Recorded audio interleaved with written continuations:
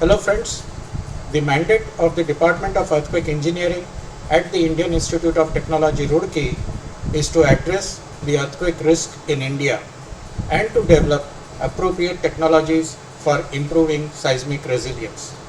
In this video, I present a patented building construction technology developed by my colleague Professor Pankaj Agarwal and his research group. This technology is a radical departure from the way building construction is often viewed and understood. This technology has been extensively tested in the large-scale test facilities at the Department of Earthquake Engineering and is ready for adoption for use not only in the housing sector but also as an effective barrier for protection against blasts and rapid modular construction at remote locations. Earthquake. Earthquake is a natural phenomenon and cannot be stopped. Thousands of people lose their lives during earthquakes due to collapse of man-made constructions. Each earthquake brings many challenges for the researchers. In the developing countries, masonry is one of the most affordable and adaptable building materials. In India itself, which is the second largest developing country, most of the population lives in masonry houses.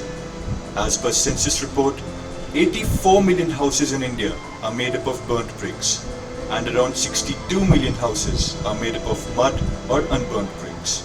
Although masonry is most affordable and used building material, but the seismic performance of masonry construction is not satisfactory. Worldwide, many researchers churn their minds for improving the performance of masonry structures, especially during earthquakes. The Department of Earthquake Engineering at IIT Roorkee has developed a new, affordable, interlinked block masonry technique in the construction of earthquake-resistant buildings. The technology works on the principle of energy dissipation through damping and is successful in severe seismic zone 5 as per IS 1893 Part 1 2002. The proposed research rolls over the development of well-designed slotted concrete blocks and viscoelastic energy dissipator links made up of used radial rubber tires encapsulated between very thin steel plates. These old and used rubber tires are used as viscoelastic material because radial tires are made up of copolymer of styrene butadiene rubber, which is a viscoelastic material.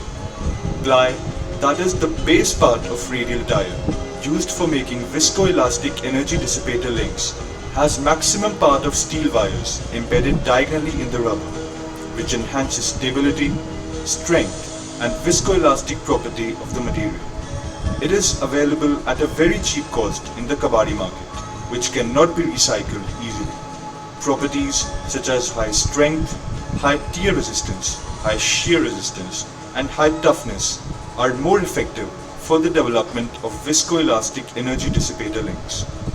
Three types of interlinked concrete blocks, that is stretcher block, corner block, and half block, are developed to make possible arrangements of L, T, and cross in the masonry construction.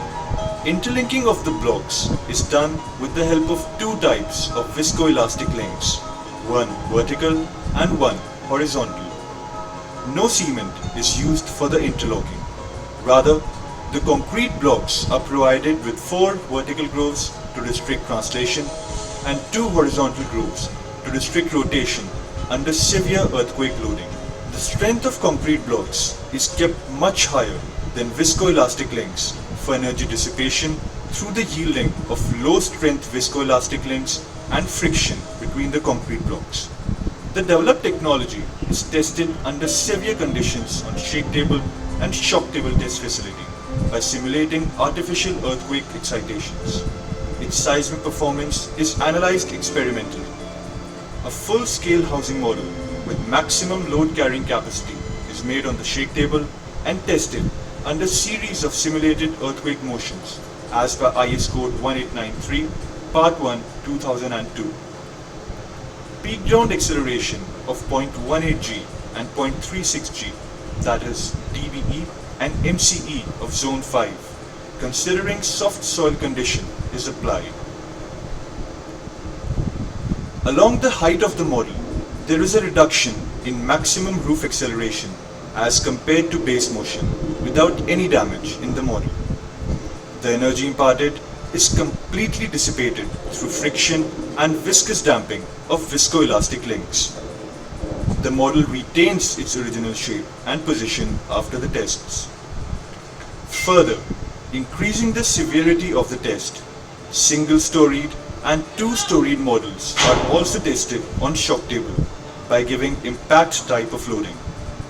3 consecutive shocks of increasing intensity are applied.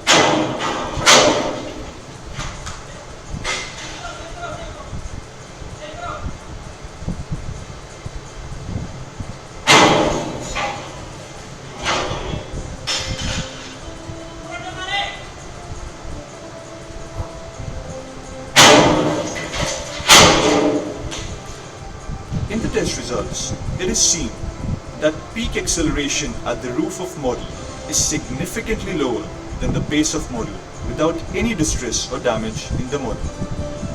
It underlines the complete energy dissipation through viscoelastic links without damaging the blocks.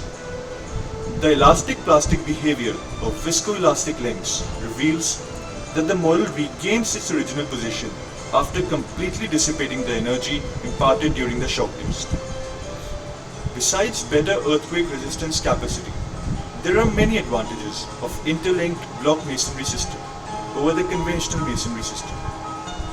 It is more rational and simple, it ensures speedy construction work, it has high energy dissipation capacity, clean construction at the site, and lightweight blocks or blocks with fly ash may also be used in the construction.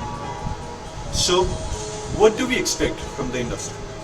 Industry intervention is required so that well-slotted concrete blocks and viscoelastic links can be readily available in the market, and to spread awareness about the developed technology. Next, we explore the behavior of reinforced concrete frame with interlinked block masonry as infill. Masonry infills are generally not considered to contribute to the lateral load resistance of the structural frame. However, as we show in this test, after the moment resistant frame has been reduced to a mechanism, the interlinked block masonry infill takes over as the proverbial plan B, and the structure retains about 90% of the original capacity of the lateral strength. This is indeed a life safety mechanism in case a big one strikes the region.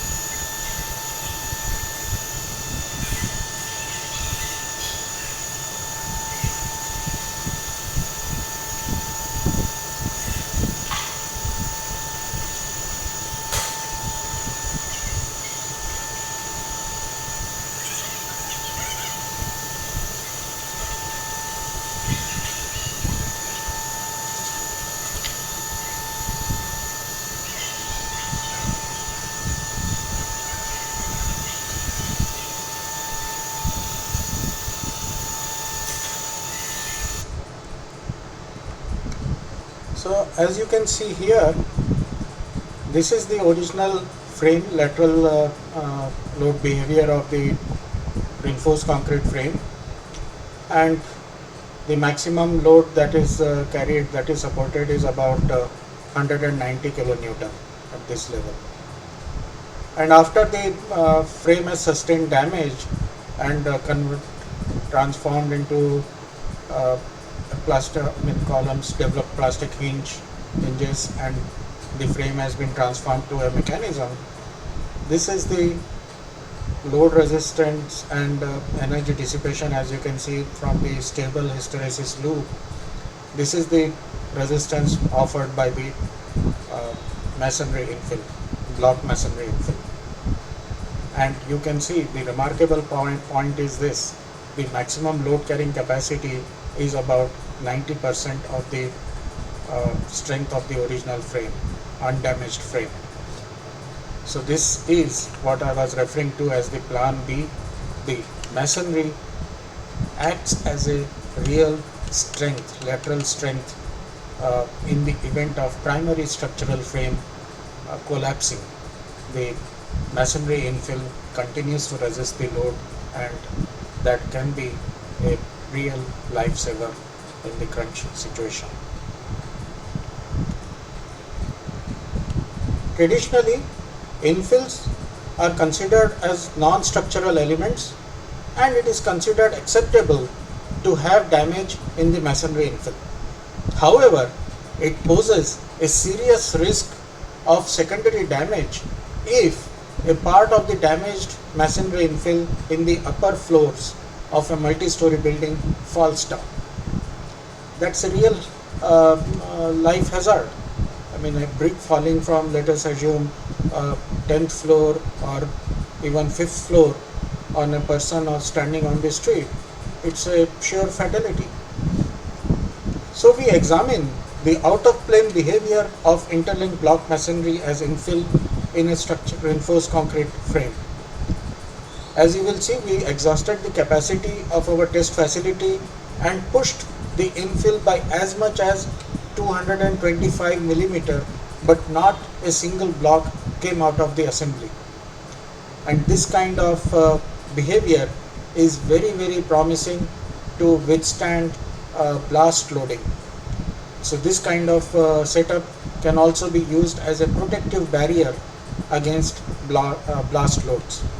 Please take a look at this time-lapsed video of the test.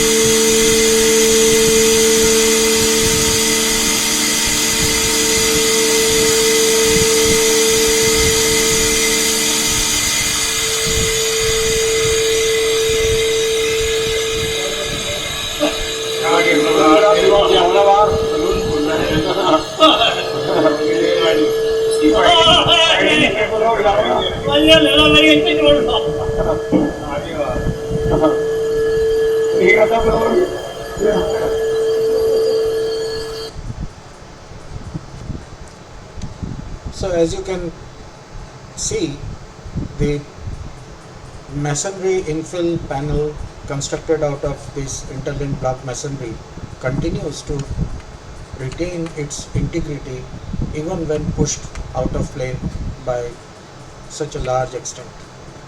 And it's like a complete ballooning out and then coming back. And that's a very, very I would say transformative kind of construction technology available at our disposal that can be used to for various applications. In addition to the housing sector, where I showed it can this kind of masonry infill can serve as plan B to withstand against real big one, and also as a standalone masonry construction even in remote places where the entire assembly can be erected in one day without waiting for mortar to dry out and so on. So lots of promising applications and ready for adoption, and if you are interested, please feel free to contact Professor Pankaj Agarwal. I will provide his email address and contact details in the uh, details in this description of this video, and I'll return with more such technological interventions currently being developed at the Department of Earthquake Engineering, IIT Roorkee. Until then, goodbye, stay safe.